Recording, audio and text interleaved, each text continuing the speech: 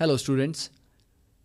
तो आज हम सॉल्व करेंगे एनसीईआरटी के first chapter some basic concepts of chemistry के एनसीईआरटी के क्वेश्चंस। तो सबसे पहले हम स्टार्ट करते हैं फर्स्ट क्वेश्चन से। The question is calculate the molecular mass of the following.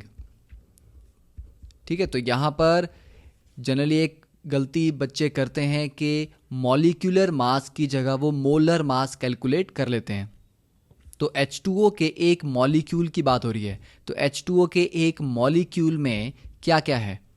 2 atoms हैं हाइड्रोजन के, तो 2 एटम्स का वेट कितना होगा? 2 into atomic mass of hydrogen plus एक एटम है ऑक्सीजन का, तो 1 into atomic mass of oxygen. तो यहां पर जो एटॉमिक मास हाइड्रोजन का है, इसको कभी भी अपने 1 ग्राम नहीं लिखना है, क्योंकि 1 ग्राम 1 मोल हाइड्रोजन एटम्स का वेट होता है। यहां पर हम 2 एटम्स की बात कर रहे हैं। ठीक है, तो इसमें ध्यान रखिए। तो एटॉमिक मास हाइड्रोजन का कितना है? That is 1.0084 you means unified mass, plus atomic mass of oxygen is 16 U। तो ये टोटल वैल्यू आ जाएगी 18.02 U।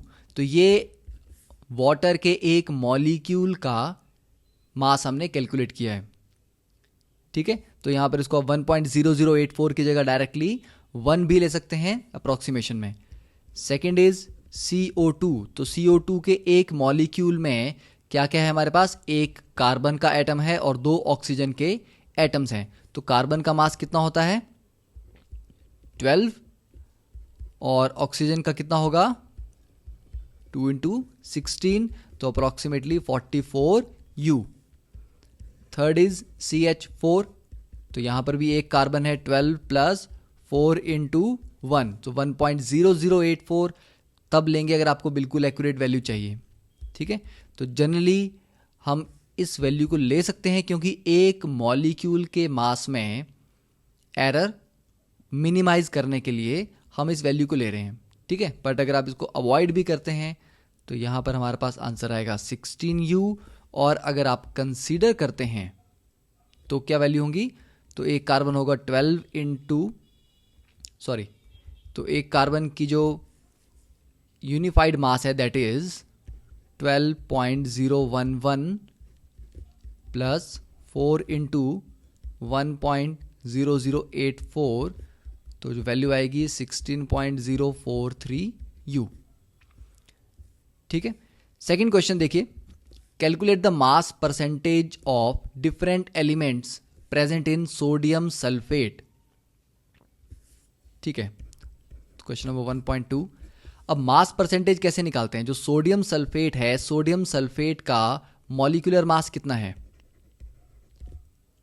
Molecular mass of Na2SO4, देखिए सोडियम का वेट होता है 23, तो 23 इंटू 2 प्लस सल्फर का वेट है 32, ऑक्सीजन का है 16, तो ये टोटल वैल्यू आ जाएगी आपके पास अप्रोक्सीमेटली 142 ग्राम्स।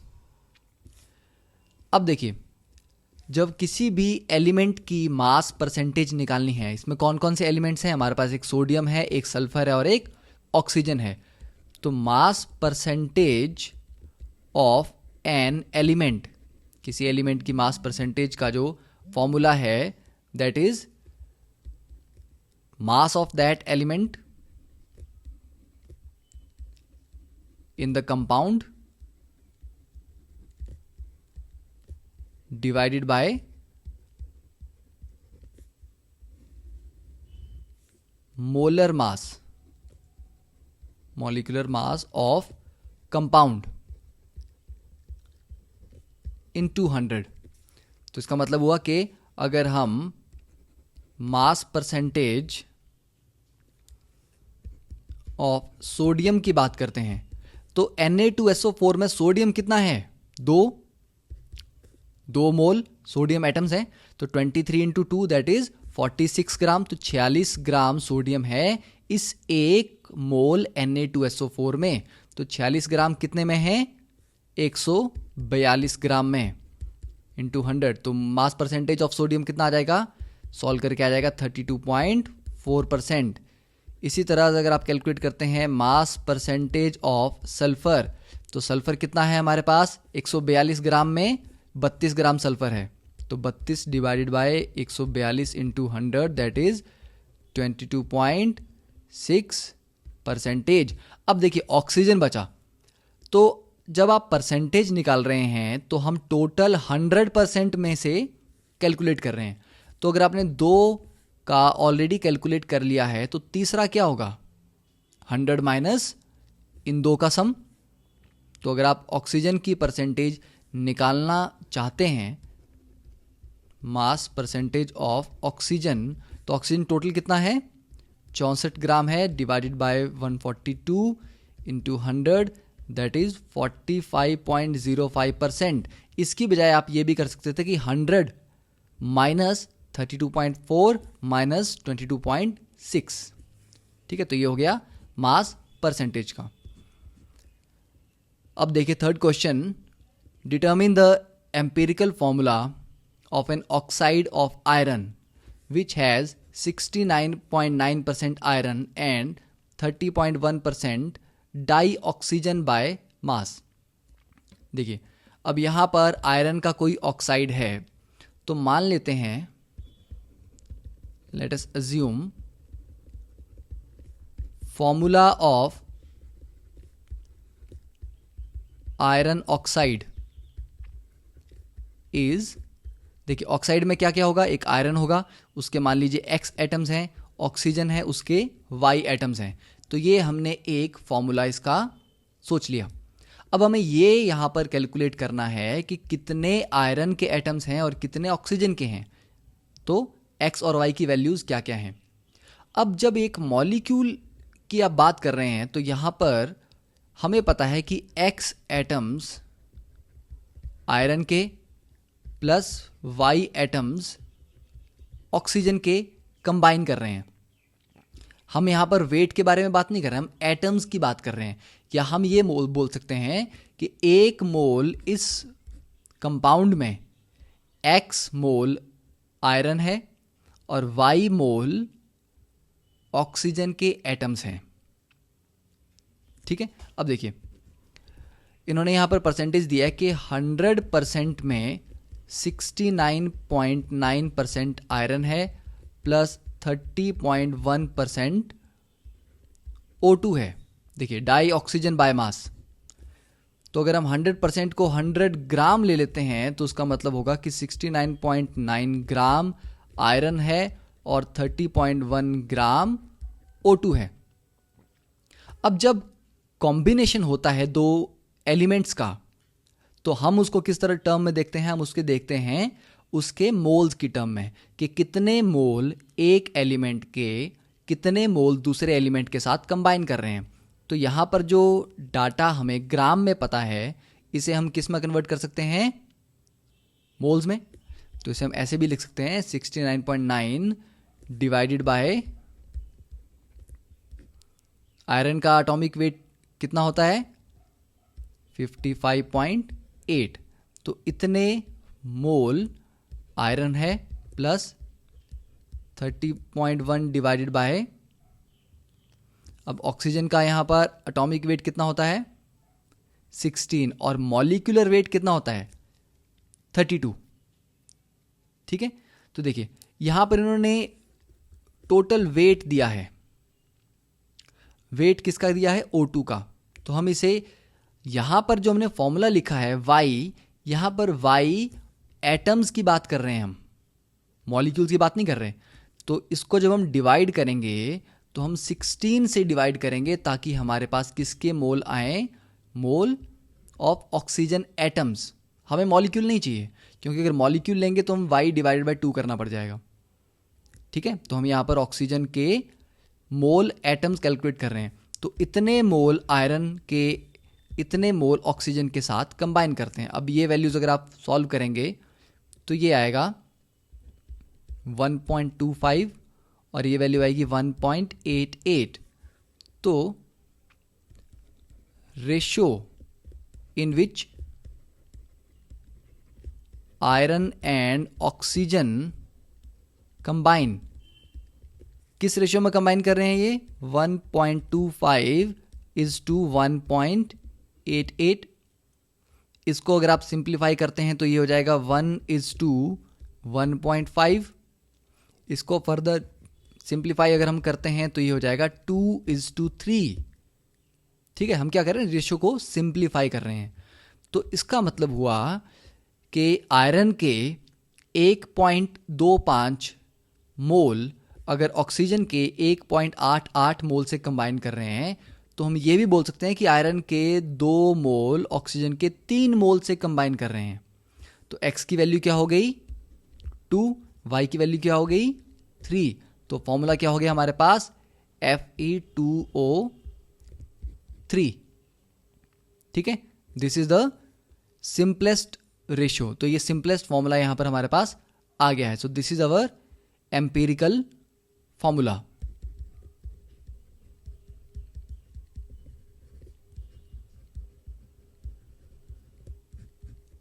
ठीक है, तो जब भी आपको परसेंटेज में दिया जाता है तो परसेंटेज को किस में कन्वर्ट करना है आपने? मोल्स में। कि 100 ग्राम में अगर इतने ग्राम आयरन है प्लस इतने ग्राम ऑक्सीजन है, तो आप उसको कन्वर्ट कर लीजिए कि इतने मोल आयरन है प्लस इतने मोल ऑक्सीजन है। तो अगर इतने मोल आयरन के इतने मोल ऑक्सीजन से कंबाइन कर रहे हैं तो उनकी सिंपलेस्ट रेशियो, यहाँ पर वर्ड ऐड कर लीजिए, सिंपलेस्ट रेशियो जिसमें वो कंबाइन करते हैं वो हम कैलकुलेट कर लेंगे और उसी से हमें मिल जाएगा एम्पिरिकल फॉर्मूला। अब देखिए, ये था क्वेश्चन नंबर 1.3। अब question number 1.4, calculate the amount of carbon dioxide that could be produced when 1 mole of carbon is burned. अगर देखिए 1 मोल कार्बन है, जब इसको आप कंप्लीटली जला देंगे ऑक्सीजन की ही एक्सेस में, तो क्या होगा? सारा का सारा कार्बन किस में कन्वर्ट हो जाएगा? कार्बन डाइऑक्साइड में। तो 1 मोल कार्बन से क्या मिल रहा है आपको? 1 ही मोल कार्बन डाइऑक्साइड मिल रही है। ठीक है, तो फर्स्ट का आंसर कितना हो गया? 1 मोल CO2 इज प्रोड्यूस्ड जब आप 1 मोल कार्बन को जलाते हैं। तो ये हो गया फर्स्ट ऑप्शन। अब देखिए second option is 1 mole of carbon is burnt in 16 gram. अब यहां पर अगर देखें तो 1 मोल O2 है, यहां पर आप बोल सकते हैं कि 12 ग्राम कार्बन 32 ग्राम ऑक्सीजन से कंबाइन करता है, तब 44 ग्राम CO2 प्रोड्यूस होती है। तो यहां पर मास कंजर्वेशन भी लग रहा है। 32 ग्राम प्लस 12 गिव्स यू 44। अब देखिए सेकेंड ऑप्शन में पूछ रहा है कि 1 mole of carbon is burnt in 16 gram of dioxygen. तो इसे 2 तरीके हैं सॉल्व करने के। पहला देखिए, हमें पता है कि कार्बन जब ऑक्सीजन से कंबाइन करता है तो बैलेंस्ड इक्वेशन के अकॉर्डिंग बनता है C plus O2 gives you CO2। तो जब 1 मोल कार्बन है 12 ग्राम, तो वो 32 ग्राम ऑक्सीजन के साथ कंबाइन करके 44 ग्राम CO2 बनाता है। बट यहां पर आपको कितना दिया गया है? 16 ग्राम ऑक्सीजन। तो मास कंजर्वेशन के अकॉर्डिंग जितना मास रिएक्टेंट्स का होगा उतना ही मास प्रोडक्ट का होगा। ठीक है, तो यहां पर कितनी कार्बन डाइऑक्साइड प्रोड्यूस होनी चाहिए? 28 ग्राम। बट क्या ये तरीका करेक्ट है? क्या हम इस तरह से इसे सॉल्व कर सकते हैं? नहीं, दिस इज रॉन्ग। क्यों गलत है? क्योंकि 1 मोल कार्बन रिक्वायर्स 1 मोल O2। इसका मतलब 12 ग्राम कार्बन को कितना चाहिए? 32 ग्राम O2 चाहिए। अगर O2 आपने आधी कर दी रिक्वायरमेंट्स के, तो आधी अमाउंट ऑफ ऑक्सीजन से कार्बन भी कितना कंबाइन करेगा? उसका आधा, 6 ग्राम।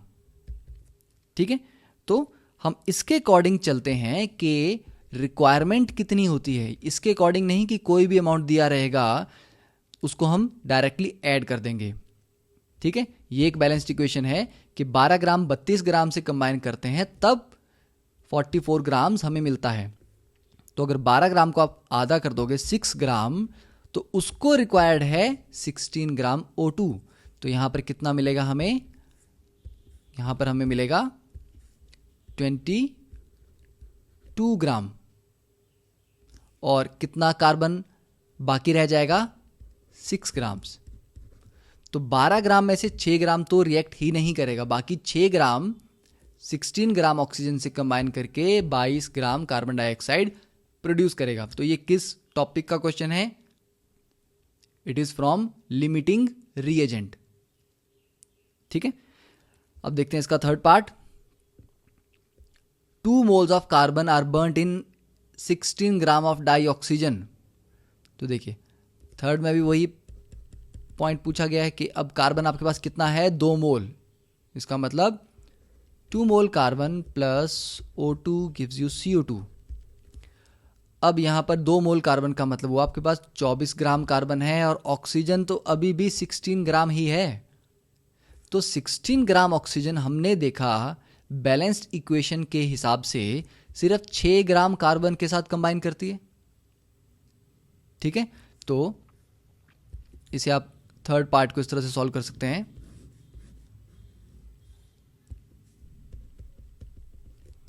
कि carbon plus O2 gives you CO2। तो इनिशियल आपके पास कितना है? यहां पर कार्बन 24 ग्राम दिया गया है, ऑक्सीजन 16 ग्राम दिया है और CO2 शुरुआत में 0 रहेगा। अब फाइनली 16 ग्राम को कंज्यूम करने के लिए 6 ग्राम कार्बन चाहिए। तो 16 ग्राम जब पूरे कंज्यूम हो जाएंगे ऑक्सीजन के, तो कार्बन के सिर्फ 6 ही ग्राम कंज्यूम होंगे। कितने बच जाएंगे? 18 ग्राम बच जाएंगे। और कार्बन डाइऑक्साइड कितना प्रोड्यूस होगा? 16 gram oxygen plus 6 gram carbon, that is 22 grams. तो इसे सिंपल शब्दों में अगर मैं समझाऊं आपको कि अगर आपके पास चाय बनानी है, उसके लिए दूध और चीनी समझ लीजिए कि 2 आपके पास रिक्वायरमेंट है। ठीक है, अब अगर दूध खत्म हो जाता है, दूध आपके पास सिर्फ 3 ही कप चाय बनाने के लिए है, पर चीनी की आपके पास एक बोरी भरी है, तो आप 3 ही कप चाय बना पाएंगे। इससे कोई फर्क नहीं पड़ता कि चीनी आपके पास कितनी ज़्यादा है। इसका मतलब जब कोई एक चीज़ खत्म हो जाती है उसके बाद रिएक्शन रुक जाएगा। तो जब 16 ग्राम ऑक्सीजन यहाँ पर ख़त्म हो जाएगी तो उसके बाद कितना भी ज़्यादा कार्बन पड़ा होगा इससे हमें कोई भी मतलब नहीं है। तो हमें आइडेंटिफाई क्या करना है किसी भी क्वेश्चन में कि कौन सी या कौन सा जो एलिमेंट है या सब्सटेंस है वो जल्दी कंज्यूम हो रहा है। तो ये लिमिटिंग रिएजेंट के ऊपर बेस्ड क्वेश्चंस हैं। Next is question number 5। Calculate the mass of sodium acetate required to make 500 ml of 0.375 molar aqueous solution. अब देखिए मोलर मास यहां पर दिया गया है। देखिए जब भी हम मोलैरिटी के क्वेश्चन सॉल्व करेंगे तो मोलैरिटी का मतलब क्या होता है? Molarity is number of moles in 1 litre solution. किसके नंबर ऑफ मोल्स? सॉल्यूट के। तो नंबर ऑफ मोल्स जो 1 लीटर सॉल्यूशन में डिसॉल्व हैं। तो इसका मतलब हुआ 0.375 मोलर का मतलब क्या हुआ कि 0.375 moles of sodium acetate are present in 1 litre, that is 1000 ml solution. तो अगर 1 लीटर में 0.375 मोल हैं तो 500 ml में मतलब आधे लीटर में कितने होंगे? 0.375 divided by 2 moles of sodium acetate. इतने मोल्स का मतलब हुआ कि कितना वेट होगा? तो 0.375 divide by 2 multiply by sodium acetate का मोलर मास कितना है? 82। ठीक है, तो इसको अगर हम सॉल्व करेंगे तो कितने ग्राम आएगा? This will be approximately 15.38 grams. तो सिंपल क्वेश्चन था, मोलैरिटी आपको दी गई है। मोलैरिटी का मतलब हुआ कि इतने मोल 1 लीटर में प्रेजेंट हैं। पूछा गया है कि 500 ml बनाने के लिए कितना चाहिए। तो अगर 1000 ml बनाने के लिए इतने मोल चाहिए तो 500 ml बनाने के लिए उसके आधे मोल चाहिए, और उतने मोल्स को वेट में कन्वर्ट करने के लिए क्या करेंगे, हम उसके मोलर मास से मल्टीप्लाई कर देंगे। Now next question 1.6, calculate the concentration of nitric acid in moles per litre. तो मोल्स पर लीटर का मतलब है हम किसकी बात कर रहे हैं, मोलैरिटी की। In a sample which has a density and the mass percentage of nitric acid in it is 69%। देखिए, अब डेंसिटी वाले क्वेश्चन बहुत सिंपल, अगर इसको हम स्टेप बाय स्टेप से करें तो डेंसिटी हमें दी गई है 1.41 ग्राम पर ml। इसका मतलब क्या हुआ कि 1 ml सॉल्यूशन का वेट कितना है, 1.41 ग्राम। तो यहां से होगा कि 1 ml सॉल्यूशन वेज 1.41 ग्राम। तो 1000 ml सॉल्यूशन का वेट कितना होगा, 1410 ग्राम। ठीक है, तो इतना हमें इंफॉर्मेशन मिल गई। हमेशा हम इसको 1000 ml में क्यों लेके जा रहे हैं, क्योंकि मोलैरिटी हमेशा पर लीटर कैलकुलेट करनी है। तो बेटर रहेगा आप कैलकुलेशन को हमेशा 1000 ml के अकॉर्डिंग ही सॉल्व कीजिए। तो 1000 ml सॉल्यूशन का वेट 1410 ग्राम है। ये एक हमारे पास पॉइंट आ गया। अब पूछ रहा है कि मास percentage of nitric acid. Mass percentage जो है nitric acid that is HNO3 वो क्या है, 69%। इसका मतलब क्या हुआ कि अगर आप 100 ग्राम सॉल्यूशन लेते हैं तो उसमें नाइट्रिक एसिड तो सिर्फ 69 ग्राम ही है। ठीक है, बाकी क्या होगा, बाकी पानी होगा। ठीक है, तो अगर 100 ग्राम में सिर्फ 69 ग्राम HNO3 है तो 1 ग्राम सॉल्यूशन में कितना होगा, 69 डिवाइड बाय 100 ग्राम HNO3। तो 1410 ग्राम में कितना होगा, 69 divide by 100 into 1410 gram HNO3। ठीक है, तो 1410 ग्राम का मतलब क्या हुआ, 1 लीटर सॉल्यूशन, क्योंकि 1 लीटर सॉल्यूशन का वेट इतना है। तो बेसिकली हम 1 लीटर सॉल्यूशन के लिए ही कैलकुलेट कर रहे हैं। ठीक है, तो 1 लीटर सॉल्यूशन में कितने ग्राम HNO3 है, इतने ग्राम। तो इसको अगर हमने मोल्स में कन्वर्ट करना है तो मोल्स कैसे निकालेंगे, gram divided by molecular weight.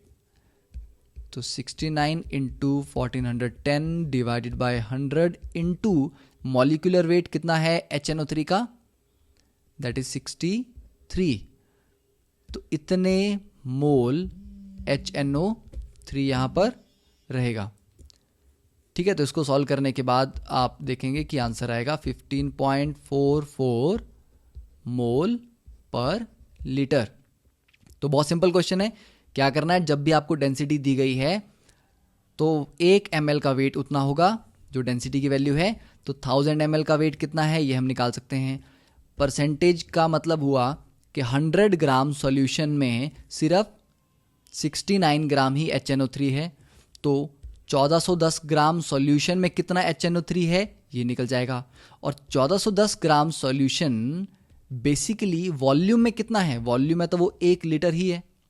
इसका मतलब हुआ 1 लीटर सॉल्यूशन में इतने नंबर ऑफ मोल्स होंगे। वेट को हमने मॉलिक्यूलर वेट से डिवाइड कर दिया, और जो 1 लीटर में जितने मोल होते हैं उसी को हम क्या बोलते हैं, मोलैरिटी।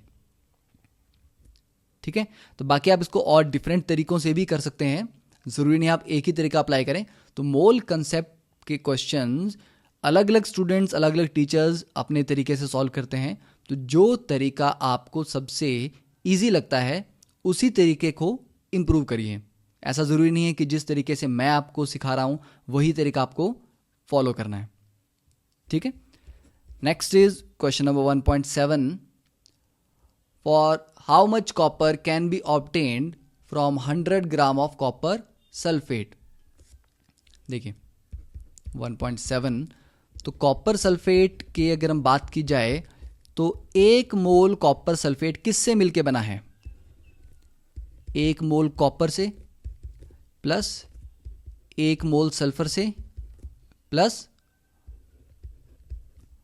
2 मोल O2 से। तो कॉपर का एटॉमिक वेट कितना होता है? 63.5 ग्राम्स। सल्फर का एटॉमिक वेट 32 ग्राम्स और 2 O2 का, एक O2 का वेट है 32, तो 2 O2 का कितना हो जाएगा? 64 ग्राम। तो टोटल आएगा 159.5 ग्राम। तो 159.5 ग्राम कॉपर सल्फेट में कॉपर कितना है? 63.5। तो 159.5 gram copper sulphate contains 63.5 gram copper. तो 1 ग्राम में कितना आएगा? 63.5 डिवाइडेड बाय 159.5 और 100 ग्राम में कितना आएगा?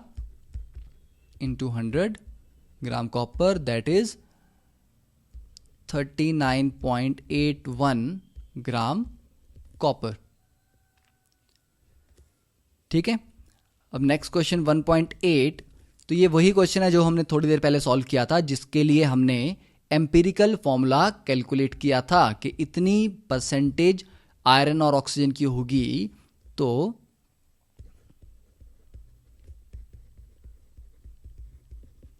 From previous work we know, तो पहले की जो कैलकुलेशन है उसको रेफर करके मैं यहाँ पर बताऊंगा आपको कि आयरन ऑक्साइड का जो फॉर्मूला था हमने कैलकुलेट कितना किया था? Fe2O3। So Fe2O3 is empirical formula. अब एम्पिरिकल और मॉलिक्यूलर फॉर्मूला में डिफरेंस क्या होता है? देखिए, जो मॉलिक्यूलर मास है वो क्या होता है? n टाइम्स एम्पिरिकल मास। ठीक है, फॉर एग्जाम्पल अगर हम C6H6 लेते हैं बेंजीन, तो बेंजीन में कार्बन भी 6 हैं, हाइड्रोजन भी 6 हैं। ये क्या है इसका? Molecular formula. बट अगर हम इसको सिंपलेस्ट फॉर्म में देखा जाए तो 6 कार्बन 6 हाइड्रोजन से कंबाइन कर रहे हैं, मतलब कार्बन और हाइड्रोजन के कंबाइन करने की रेशियो क्या है? 1:1, क्योंकि 6 को कॉमन लिया जा सकता है। तो अगर 6 को हम कॉमन ले लें तो क्या बचेगा? CH। तो CH क्या है इसका? Empirical formula. तो एम्पिरिकल फॉर्मूला को मॉलिक्यूलर फॉर्मूला में कन्वर्ट करने के लिए क्या रिक्वायर्ड है? 6 से मल्टीप्लाई करना। तो 6 यहां पर n आ जाएगा। तो मॉलिक्यूलर मास जो होता है वो n टाइम्स एम्पिरिकल मास होता है। तो इस क्वेश्चन में हमें क्या दिया गया है? Determine the molecular formula of an oxide. तो एम्पिरिकल फॉर्मूला हमें ऑलरेडी पता है। अब इस एम्पिरिकल फॉर्मूला से किस तरह से हम मॉलिक्यूलर फॉर्मूला कैलकुलेट कर सकते हैं? देखिए, अब यहां पर Fe2O3 का एम्पिरिकल मास कितना होगा? टोटल कैलकुलेट करेंगे, 2 आयरन के atoms, 2 mole iron plus 3 mole oxygen atoms, तो टोटल एम्पिरिकल मास आ जाएगा 159.69 ग्राम्स। ठीक है, तो एम्पिरिकल मास आ गया, तो ये जो आ गया n इंटू 159.69 ग्राम। और जो मोलर मास है, मोलर मास ऑफ Fe2O3, ये कहां से कैलकुलेट होगा?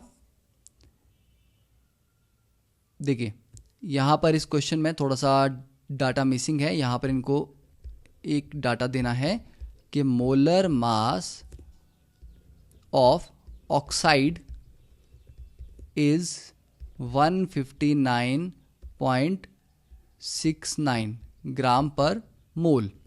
ठीक है, तो ये डाटा मिसिंग था, इसीलिए हम यहाँ पर ये यूज़ नहीं कर पा रहे थे। तो मोलर मास ऑलरेडी दिया होगा कि ऑक्साइड का मोलर मास इतना है, तो उसको जब आप यहाँ यूज़ करोगे तो हम पता लगेगा कि n की वैल्यू क्या है, यहाँ पर 1 है। इसका मतलब जो आपका एम्पिरिकल फॉर्मूला है वही हमारा मॉलिक्यूलर फॉर्मूला भी है।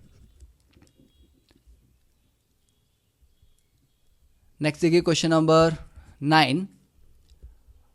अब यहाँ पर क्लोरीन के डिफरेंट आइसोटोप्स हैं, 35 क्लोरीन और 37 क्लोरीन।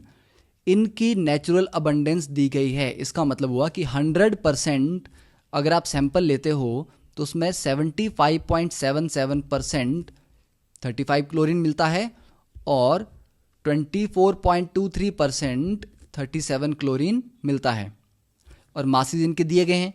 तो जब भी आपको आइसोटोप्स और उनकी परसेंटेज दी जाती है कि कौन सा आइसोटोप कितनी परसेंटेज में मिलता है, तो जो एवरेज एटॉमिक मास है उसको आप लिख सकते हैं m1x1 प्लस m2x2 प्लस अगर और भी ज़्यादा मासेस हैं डिवाइडेड बाय 100। तो यहाँ पर m1 m2 m3 वो क्या हैं, वो हैं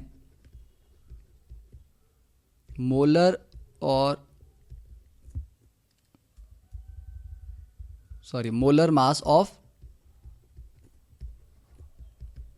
आइसोटोप्स। ठीक है, m1 हो जाएगा जैसे यहाँ पर 34.96, m2 हो जाएगा 36.96। अगर एक तीसरा आइसोटोप भी होता तो m3 होता। तो m1 m2 m3 हर एक आइसोटोप का मोलर मास है, और x1 x2 ये क्या है, परसेंटेज ऑफ अबंडेंस, कि वो कितनी परसेंटेज में अवेलेबल हैं। तो यहाँ पर अगर हम average atomic mass of chlorine का कैलकुलेट करेंगे तो वो कितना आ जाएगा, देखिए 75.77 into 34.9689 plus 24.23 into 36.9659 divided by 100। तो ये वैल्यू फाइनली आएगी 35.4527। और ये क्या होगा, एटॉमिक मास की बात कर रहे हैं तो उसको ग्राम में नहीं ले सकते हम, ये क्या होगा, यूनिफाइड मास U।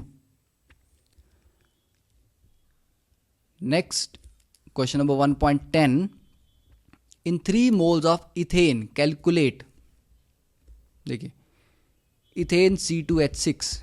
तो इथेन में क्या है, एक मोल में अगर हम 1 मोल इथेन लेते हैं, इसमें 2 मोल कार्बन है और 6 मोल हाइड्रोजन है। देखिए हाइड्रोजन एटम की बात कर रहे हैं यहाँ पर हम, मॉलिक्यूल की नहीं। तो 2 मोल कार्बन है और 6 मोल हाइड्रोजन है, किसमें, 1 मोल में। तो अगर हमारे पास 3 मोल हैं तो 3 मोल में क्या हो जाएगा हमारे पास, 6 मोल कार्बन प्लस 18 मोल हाइड्रोजन। ठीक है, तो फर्स्ट क्वेश्चन का आंसर भी होगा कि number of moles of carbon atoms कितने हो जाएंगे, 6, हाइड्रोजन एटम्स 18, और number of molecules of ethane, देखिए 1 मोल इथेन का मतलब क्या है, 6.022 इंटू 10⁻23 मॉलिक्यूल्स ऑफ इथेन। तो 3 मोल में कितने हो जाएंगे, 3 into 6.022 into 10⁻23 molecules of ethane. ठीक है, that will be 18.069 into 10⁻23 molecules of ethane. Next question 11। What is the concentration of sugar C12H22O11 in mole per liter, that is molarity, if its 20 gram are dissolved in enough water to make a final volume up to 2 liters? तो तो देखिए यहाँ पर भी molarity की बात हो रही है। तो 20 ग्राम किस में डिसॉल्व किए जा रहे हैं? 2 लीटर में। इसका मतलब हुआ 10 ग्राम कितने में होंगे? 1 लीटर में। ठीक है, सिंपल चीज है। अब 1 लीटर में अगर 10 ग्राम है तो 10 ग्राम का मतलब कितने मोल्स हुआ? Moles of sugar present in 10 ग्राम कितने होंगे? Given weight 10 gram divided by molar weight. Molar weight of sugar कितना होता है? That is 342। ठीक है, तो यहां पर आ जाएगा हमारे पास कि 10 ग्राम में कितने मोल्स हैं। अब 10 ग्राम एक्चुअली 1 लीटर में प्रेजेंट है, तो 10 ग्राम में जितने मोल होंगे वही मोल 1 लीटर में होंगे, और जितने मोल 1 लीटर में होते हैं उसी को हम क्या बोलते हैं? मोलैरिटी। तो ये अगर आप कैलकुलेट करेंगे तो 10 डिवाइडेड बाय 342, ये आपको वैल्यू आएगी 0.02925 मोल। तो इसका मतलब हुआ moles present in 1 litre solution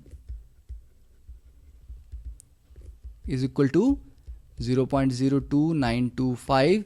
इसलिए जो मोलैरिटी है या जो कंसंट्रेशन है दैट इज 0.02925 मोल पर लीटर। ठीक है, तो ये यहां पर सॉल्यूशन आ गया। अब देखिए मैं इसको बहुत ही सिंप्लीफाइड वे में सॉल्व कर रहा हूं ताकि आपको कोई डाउट ना रहे। अब ज़रूरी नहीं है आपको इतने ही ज़्यादा नंबर ऑफ स्टेप्स यूज़ करने हैं। आप डायरेक्टली क्या कर सकते हो? डायरेक्टली आप मोलैरिटी का फॉर्मूला यूज़ कर सकते हो। Molarity is number of moles upon volume. Number of moles क्या होते हैं? Weight upon molecular weight into volume. Weight कितना दिया गया है? 20। मॉलिक्यूलर वेट कितना है? 342। वॉल्यूम कितनी दी गई है लीटर्स में? 2। तो ये भी आपको डायरेक्टली आंसर दे देगा 0.02925 मोल पर litre. But directly formula use करने से बेटर है आपको उसका डिटेल भी समझ आना चाहिए। ठीक है, नेक्स्ट इज 12th क्वेश्चन।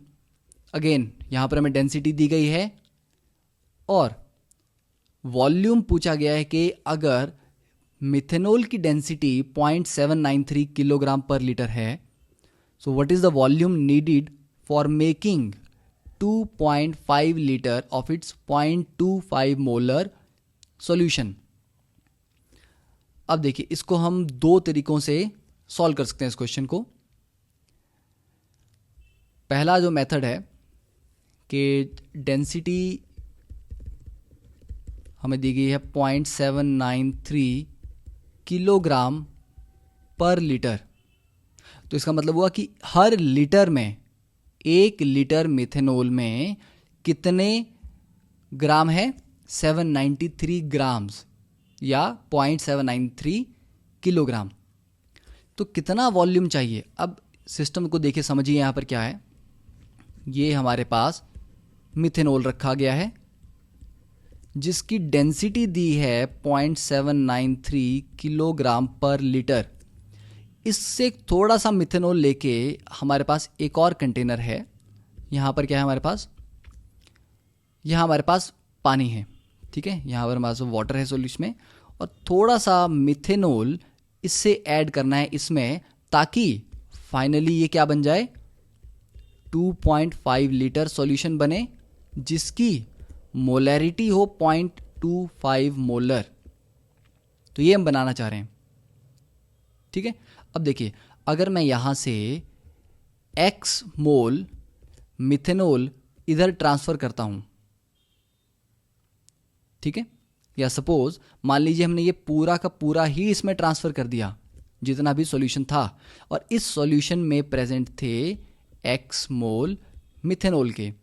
अगर आप पूरा ही यहां पर ट्रांसफर कर देंगे तो इस सॉल्यूशन में भी मिथेनॉल के जो मोल्स होंगे वो कितने होंगे?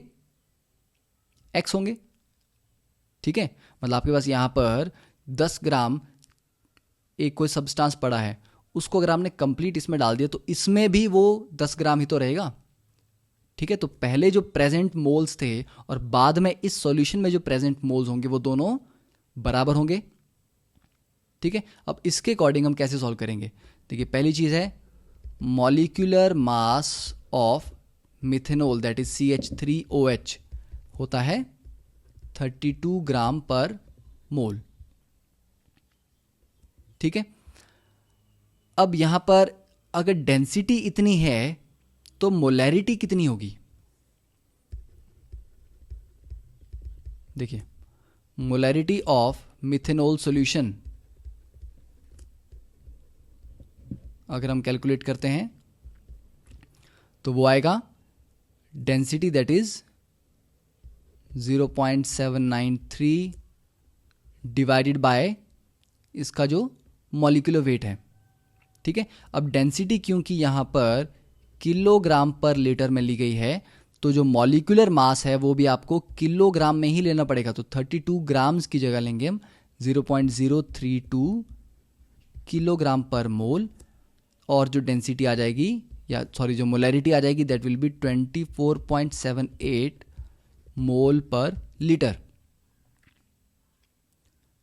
ठीक है, अब अगर आपको ये समझ नहीं आया कि क्यों हमने डेंसिटी को डायरेक्टली मोलर मास से डिवाइड कर दिया, तो देखिए इसको ऐसे भी सॉल्व कर सकते हैं कि 1 लीटर में क्या प्रेजेंट है? 793 ग्राम मिथेनॉल। इसका मतलब कितने मोल प्रेजेंट है? 793 divided by 32 mole of methanol, और ये वैल्यू कितनी आएगी? 24.78। तो डेंसिटी का डायरेक्टली मतलब यही है कि 1 लीटर में इतने किलोग्राम या इतने ग्राम्स प्रेजेंट हैं, डिवाइड कर दीजिए मॉलिक्यूलर मास से तो उतने मोल्स प्रेजेंट हैं, और 1 लीटर में जितने मोल होते हैं दैट इज अवर मोलैरिटी। ठीक है, तो आप डेंसिटी को डायरेक्टली मोलर मास से भी डिवाइड कर सकते हो। याद रहे कि दोनों के जो मास के यूनिट्स हैं वो सेम होने चाहिए। तो मोलैरिटी हमारे पास आ गई। अब देखिए, हम बोल सकते हैं कि मोल्स ऑफ CH3OH इनिशियल या initially is equal two moles of CH3OH finally present in 2.5 litre solution, कि जितने यहां पर x मोल थे फाइनली यहां पर डालने के बाद भी तो x ही रहेंगे। ठीक है, तो इनिशियली जो मोल्स होते हैं, molarity is equal to number of moles upon volume. तो नंबर ऑफ मोल्स क्या हो जाएंगे?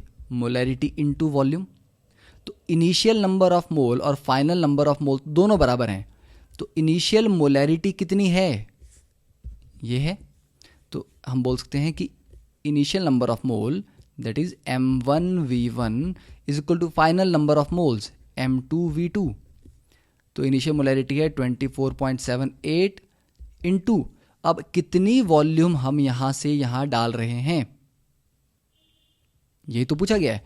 तो ये वॉल्यूम अननोन है। फाइनल जो सॉल्यूशन बना उसकी मोलैरिटी कितनी है? 0.25, और उसका कितना वॉल्यूम बन रहा है? 2.5। तो यहां से सॉल्व करेंगे तो आपके पास जो वॉल्यूम आएगा V दैट इज, देखिए यहां पर ये 2.5 लीटर्स में लिया गया है।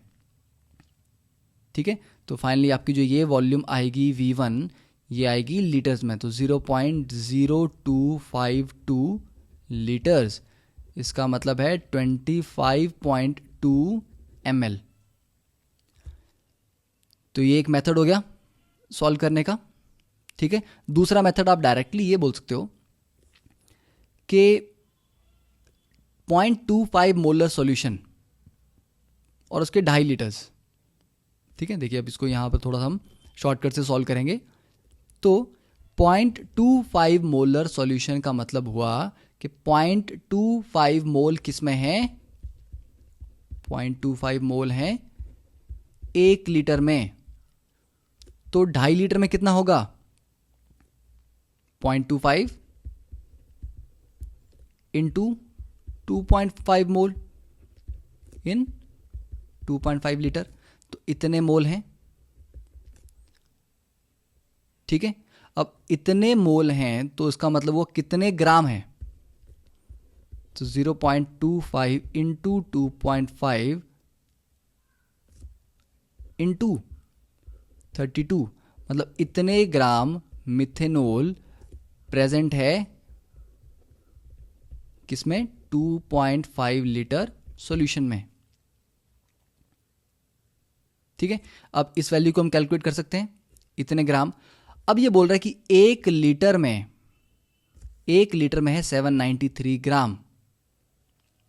ठीक है, तो देखिए 793 ग्राम जो ओरिजिनल सॉल्यूशन था, हम ओरिजिनल सॉल्यूशन की बात कर रहे हैं, अब इसकी बात नहीं कर रहे, कि जो ओरिजिनल सॉल्यूशन था उसके 1 लीटर में 793 ग्राम थे, तो 793 ग्राम 1 लीटर सॉल्यूशन में थे, तो 1 ग्राम कितने में होगा, 1 डिवाइड बाय 793, और इतने ग्राम कितने में प्रेजेंट होंगे, इंटू 0.25 इंटू 2.5 इंटू 32, तो ये यहाँ से आपके पास फाइनली आंसर आ जाएगा।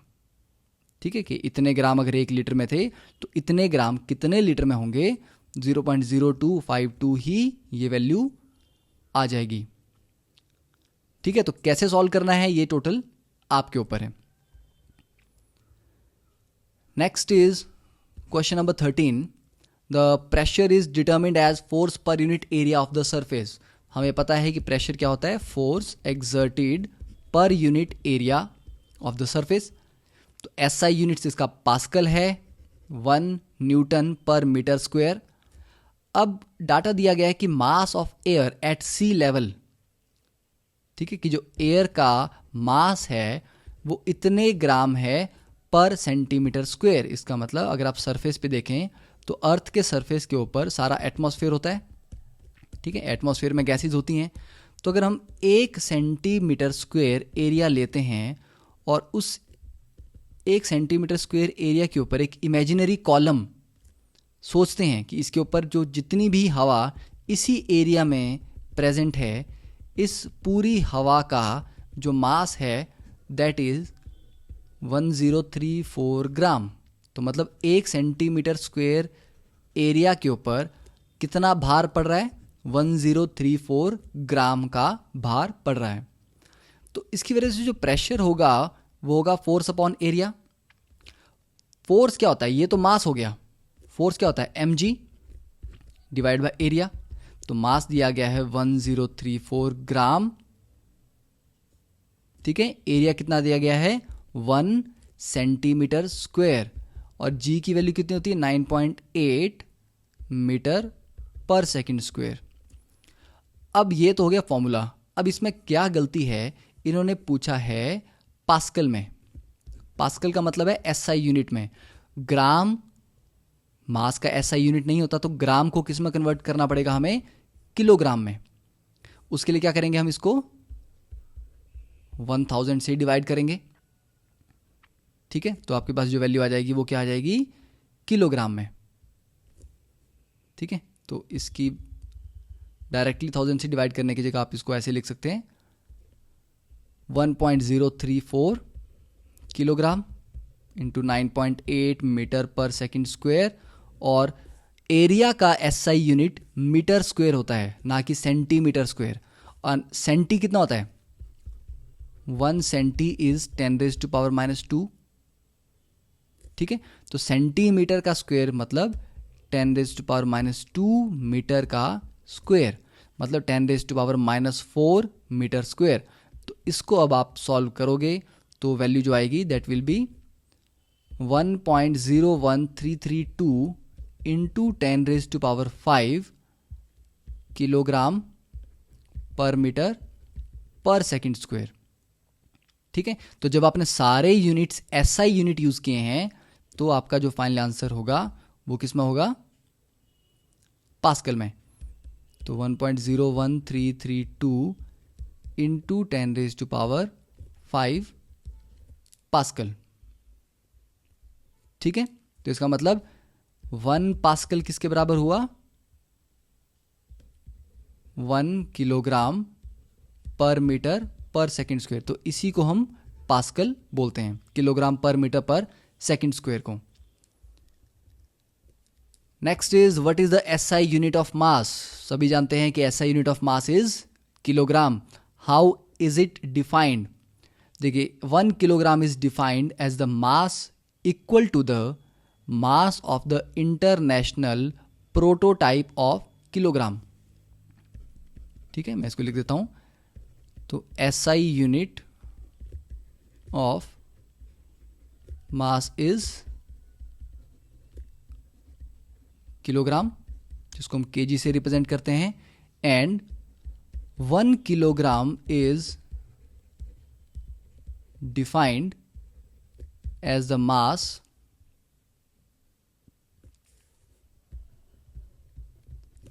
equal to the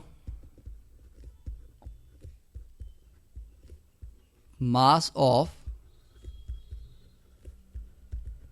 international prototype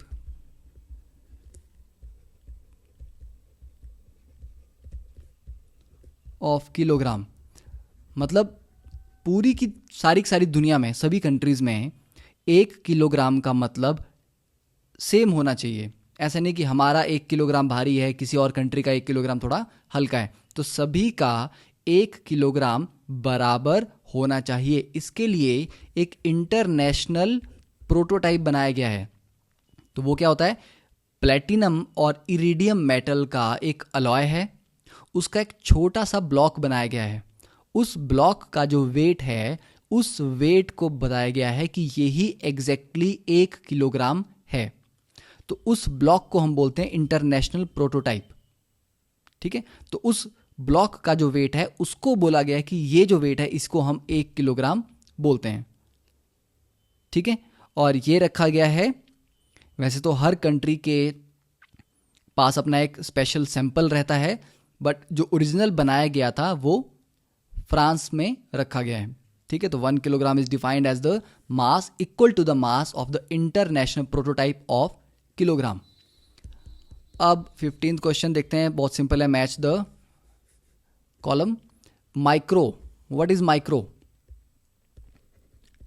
देखिए micro is 10⁻⁻⁶। Deca, deca is 10⁻1। Mega is 10⁻6। Giga is 10⁻9 and femto is 10⁻⁻15। Next 16th question, what do you mean by significant figures? देखिए significant figures हम क्यों use करते हैं? जब भी आप कोई वैल्यू लिखते हो, ठीक है, फॉर एग्जाम्पल हम वैल्यू लिखते हैं 11.2 ml। इसमें कितने सिग्निफिकेंट फिगर्स हैं? इसमें 3 सिग्निफिकेंट फिगर्स हैं। जो लास्ट फिगर होता है 2, ये हमें क्या बताता है? अनसर्टेनिटी। के 11 तो हमें पक्का पता है कि जो आपने वॉल्यूम मेजर किया है उसमें 11 तो हैं। अब 11 के थोड़ा सा ज़्यादा है उससे, तो ये 0.2 या ये जो 2 है ये अनसर्टेनिटी बता रहा है कि हो सकता है आपने जो मेजरमेंट की है वो 11.2 है, बट एक्चुअल में जो मेजरमेंट थी वो 11.3 थी या 11.1 थी। तो लास्ट फिगर हमें क्या बताता है? अनसर्टेनिटी के बारे में। ठीक है, कि इस लास्ट वैल्यू में थोड़ा बहुत ऊपर नीचे हो सकता है। तो लास्ट फिगर हमें बताएगा अनसर्टेनिटी के बारे में। ठीक है, तो 11 क्या है? सर्टन, हम पक्का श्योर हैं कि हाँ 11 ml तो वो है। अब 11 से थोड़ा ज़्यादा है तो ये 0.2 एक्स्ट्रा होंगे उसमें। अब ये 0.3 भी हो सकते थे, ये 0.1 भी हो सकते थे, तो थोड़ा बहुत एरर हमेशा कैलकुलेशन में रहता है। ठीक है, तो इसकी जो डेफिनेशन है वो डायरेक्टली आप NCERT से लिख सकते हो। NCERT की जो पैराग्राफ में डेफिनेशन दी गई है कि significant figures are those meaningful digits that are known with certainty. Significant figures are those meaningful digits that are known with certainty. तो ये जो एग्जांपल दिया है मैंने 11.2 का, ये भी एनसीईआरटी का ही एग्जांपल है। तो एग्जैक्टली आप इस डेफिनेशन के बाद ये एग्जांपल लिख सकते हो, एक्सप्लेन कर सकते हो एग्जाम में। ठीक है, तो एग्जाम में आपको एक पर्टिकुलर सेट ऑफ स्टेप्स लिखने होते हैं। तो सबसे पहले आप डेफिनेशन लिखेंगे, सिग्निफिकेंट फिगर्स क्या होते हैं, उसके बाद ये एग्जाम्पल आप डिटेल में लिखेंगे जैसा कि एनसीईआरटी में दिया गया है। Next question 1.17, a sample of drinking water was found to be severely contaminated with chloroform। कि ड्रिंकिंग वाटर का जो सैंपल था उसमें क्लोरोफॉर्म था, जिसका फॉर्मूला है CHCl3। और क्लोरोफॉर्म कार्सिनोजेनिक होता है। कार्सिनोजेनिक का मतलब है कैंसर कॉजिंग, इससे कैंसर हो सकता है। तो लेवल ऑफ कंटेमिनेशन जो है that is 15 ppm। ppm is parts पर मिलियन। ठीक है, तो देखिए 1 ppm is 1 part per million, that is 1 part in 10⁻⁶ parts. कि 10⁻⁶ पार्ट्स अगर टोटल हैं उसमें एक पार्ट किसका होगा, CHCl3, अगर वो 1 ppm है। पर यहां पर हमारे पास क्या है, कंसंट्रेशन 15 ppm CHCl3, जिसका मतलब हुआ कि 15 parts CHCl3 are present in 10⁻⁶ parts.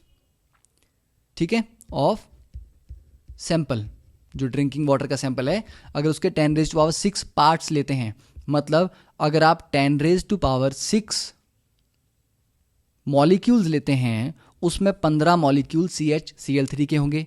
अगर आप 10⁻⁶ ग्राम्स लेते हैं तो उसमें 15 ग्राम CHCl3 के होंगे। ठीक है, तो पार्ट्स की बात कर रहे हैं, तो चाहे आप ये पार्ट्स मॉलिक्यूल्स में लें, मास में लें। तो जो फर्स्ट क्वेश्चन है, express this in percentage by mass. तो परसेंटेज बाय मास कैसे होगा, जो सॉल्यूट है, सॉल्यूट के कितने पार्ट्स हैं, 15। टोटल पार्ट्स कितने हैं सिस्टम में, 10⁻⁶ इंटू 100। तो that is approximately 1.5 into 10⁻³ percentage by mass. Second पूछा गया है, determine the molality of chloroform. तो देखिए मोलैलिटी, तो मोलैलिटी का मतलब क्या होता है, what is the formula, formula is moles of solute divided by weight of solvent in kilograms. ठीक है, तो moles of solute divided weight of solvent. अब देखिए जो फर्स्ट पार्ट हमने सॉल्व किया, इससे हमें पता लगा कि 1.5 इंटू 10⁻³ ग्राम CHCl3 किस में होगा, 100 ग्राम सैंपल में, क्योंकि परसेंटेज का ये मतलब होता है, इतना परसेंटेज का मतलब हुआ कि 100 में इतना है। तो 100 ग्राम सैंपल में 1.5 इंटू 10⁻³ ग्राम CHCl3 प्रेजेंट है। ठीक है, अब 100 की जगह अगर हम 1000 करते हैं इसको, तो इसको 10 से मल्टीप्लाई करेंगे, ये भी 10 से मल्टीप्लाई होगा। तो हम बोलते हैं 1.5 इंटू 10⁻² ग्राम CHCl3 प्रेजेंट है 1 किलोग्राम ऑफ सैंपल में। ठीक है, अब देखिए 1 किलोग्राम में इतना कम CHCl3 है और बाकी का सारा क्या है, पानी। तो हम इसको तो निगलेक्ट ही कर सकते हैं। तो मतलब 1 किलोग्राम सैंपल ऑलमोस्ट कंप्लीटली पानी है। तो वेट ऑफ सॉल्वेंट क्या हो जाएगा, 1 किलोग्राम, उसमें मोल्स ऑफ सॉल्यूट। अब देखिए इतने ग्राम CHCl3 में मोल्स कितने होंगे, gram divided by molecular mass. तो मॉलिक्यूलर मास ऑफ CHCl3 कितना है, 119.5, क्योंकि कार्बन का है 12, हाइड्रोजन का 1 और एक क्लोरीन का होता है 35.5। तो इतने मोल्स CHCl3 हैं किसमें, 1 किलोग्राम सैंपल में। तो वेट क्या आ जाएगा यहाँ पर हमारे पास, नंबर ऑफ मोल्स कितने आएंगे ये कैलकुलेट करके, दिस वैल्यू इज 0. ये आपको इसे लिखते हैं 1.25 इंटू 10⁻⁻⁴ डिवाइडेड बाय सॉल्वेंट कितना है, 1 किलोग्राम। ठीक है, तो यही आपकी मोलैलिटी है और मोलैलिटी को स्मॉल m से डिनोट किया जाता है। Next question, express the following in the scientific notation. तो देखिए फर्स्ट इज 0.0048। तो डेसिमल को अगर हम 3 पार्ट्स राइट साइड में शिफ्ट करते हैं, यहां पर हम शिफ्ट करते हैं, तो ये क्या बन जाएगा 4.8 इंटू 10⁻⁻, कितने पॉइंट्स हम राइट गए हैं, -3। तो जब आप राइट में लेके जाते हो तो पावर उतनी ही नेगेटिव हो जाती है, तो 10⁻³ होती है। सेकंड देखिए 234,000। अब यहां पर इसको हम कैसे लिख सकते हैं, अब 000 का मतलब है कि डेसिमल जो आपका होगा वो यहां पर होगा। तो आप कहां लेके जा रहे हैं उसको, 1 2 3 4 5, आप उसको यहां लेके जा रहे हैं। तो एंड से वो कितने यूनिट्स लेफ्ट में आ रहा है, 5 यूनिट्स। तो 2.34 इंटू 10⁻⁵। तो जब डेसिमल लेफ्ट में शिफ्ट होता है तो पावर पॉजिटिव होती है, जब राइट में शिफ्ट होता है तो पावर नेगेटिव होती है। इसी तरह थर्ड 8008। तो डेसिमल कहाँ है हमारा, यहाँ पे एंड में होगा। उसको अगर हम यहाँ पर शिफ्ट करते हैं 3 पॉइंट लेफ्ट में, तो 8.008 इंटू 10⁻⁵। फोर्थ में ये ऑलरेडी 500.0 है। तो इसे अगर हमने देखिए 2 पॉइंट लेफ्ट में शिफ्ट करना है तो, या ऑलरेडी क्योंकि हमें डेसिमल दिया गया है तो 5.00 आप लिख सकते हैं इंटू 10⁻²। Last one 6.0012। तो इसको कैसे लिख सकते हैं, देखिए इसको हम 10⁻² में नहीं लिख सकते क्योंकि लास्ट यहां पर नॉन जीरो डिजिट है, तो इसको एज इट इज ही हमें लिखना पड़ेगा। Next 19th question, how many significant figures are present in the following. देखिए पहले में जो ये जो लेफ्ट में 0 हैं डेसिमल के बाद ये काउंट नहीं होती, सिर्फ ये 2 काउंट होंगे। तो कितने सिग्निफिकेंट फिगर्स होंगे, 2। सेकंड में ये तीनों के तीनों सिग्निफिकेंट फिगर्स हैं तो 3 सिग्निफिकेंट फिगर्स हैं। यहाँ पर ये चारों हैं तो 4 सिग्निफिकेंट फिगर्स हैं। यहाँ पर राइट साइड में जो 0 होती हैं वो भी काउंट नहीं होती, तो ये 3 ही सिग्निफिकेंट फिगर्स हैं। यहाँ पर फिफ्थ में जो डेसिमल है, डेसिमल के राइट में जो 0 होगी वो काउंट होती है, तो यहाँ पर 4 सिग्निफिकेंट फिगर्स हैं। ठीक है, ये इसलिए काउंट हो रही है 0 क्योंकि इसके पहले एक नॉन जीरो नंबर है। यहाँ पर भी डेसिमल के बाद 0 है बट उसके पीछे कोई नॉन जीरो नंबर नहीं है। और यहाँ पर 1 2 3 4 5 ये सारे के सारे काउंट होंगे तो 5 सिग्निफिकेंट फिगर्स हैं। 20th question, round up the following. देखिए राउंड अप करने हैं 3 सिग्निफिकेंट फिगर्स तक। अभी इसमें कितने सिग्निफिकेंट फिगर्स हैं, 5। इसको हमें 3 तक करना है तो 34 पॉइंट, अब देखिए 216 को कहाँ पे रखना है हमें, 2 पे। अब 2 के आगे जो 1 है, अब 1 5 से छोटा है तो 2 एज इट इज रहेगा। सेकेंड ऑप्शन में कितने सिग्निफिकेंट फिगर्स हैं, अभी 1 2 3 4 5 6, इसे 3 तक करना है तो देखिए 10.4, क्योंकि 4 के आगे जो 1 था, ठीक है, तो 1 भी 5 से छोटा है तो उसको 4 को एज इट इज रखेंगे हम। थर्ड 0.00, अब देखिए यहां कितने सिग्निफिकेंट फिगर्स हैं, 4। तो इसको अगर हमने राउंड अप करना है 3 सिग्निफिकेंट फिगर्स तक, तो इसे हम कैसे लिख सकते हैं? 0.0। अभी तक सिग्निफिकेंट फिगर स्टार्ट नहीं हुआ है। ये पहला सिग्निफिकेंट फिगर 4, ये दूसरा देखिए 5, अगर मैं 5 लिखता हूं तो, और तीसरा 9। अब प्रॉब्लम ये है, जो 7 था, जब हम 7 को हटाते हैं क्योंकि ये 5 से बड़ा है, तो उसका पीछे वाला जो नंबर है वो एक डिजिट से बढ़ जाता है। तो 9 को जब आप एक डिजिट से बढ़ाओगे तो वो 10 होगा, तो ये यहाँ पर चेंज होके क्या हो जाएगा? 0.0460। ठीक है, तो जब भी आप 7 को हटा रहे हो या 5 से बड़े किसी नंबर को हटा रहे हो तो उससे पीछे वाला डिजिट एक अमाउंट से बढ़ जाता है।